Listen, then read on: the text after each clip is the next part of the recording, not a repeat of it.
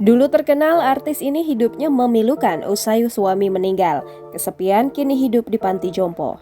Artis terkenal asal Cina Lu Tuyet Hua harus menjalani hidup yang kesepian. Semenjak suami meninggal dunia 11 tahun lalu, Lu Tuyet Hua kondisinya memilukan.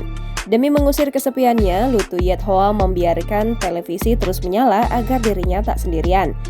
Hal tersebut diungkap Lu Tuyet dalam tangisnya di sebuah acara reality show berjudul Ha Under the Eaves. Terlihat penampilan mantan artis terkenal itu begitu sederhana. Kerutan terlihat jelas di wajah cantik Lu Tuyet. Dalam acara tersebut, Lu Tuyet akhirnya mengungkap kehidupannya yang selama ini tak banyak orang ketahui. Diakuinya, sejak sang suami meninggal dunia, ia hanya hidup seorang diri.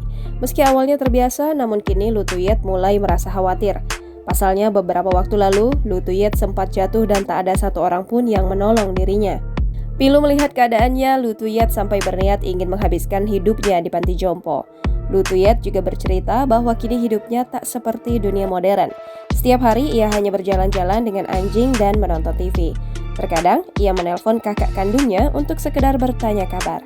Tak jarang Lu juga menyalakan televisi sepanjang hari agar ia tak merasa sendirian. Di usianya yang mulai memasuki 70 tahun, Lu mengaku tak bisa menggunakan gadget teknologi tinggi. Hidupnya benar-benar sederhana, jauh dari hingar-bingar gemerlap dunia hiburan. Semasa hidup, Lu memang terkenal sebagai artis populer di film Kyun Dao. Ia memiliki penggemar di masa kejayaannya itu.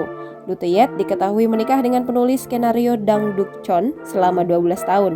Selama keduanya terpisahkan oleh maut setelah Dang Duk-cheon meninggal dunia usai jatuh dari lantai yang tinggi. Kini sepeninggal Dang Duk-cheon, Lu Tuyet benar-benar hidup seorang diri. Jangan lupa subscribe, share, komen, dan like ya!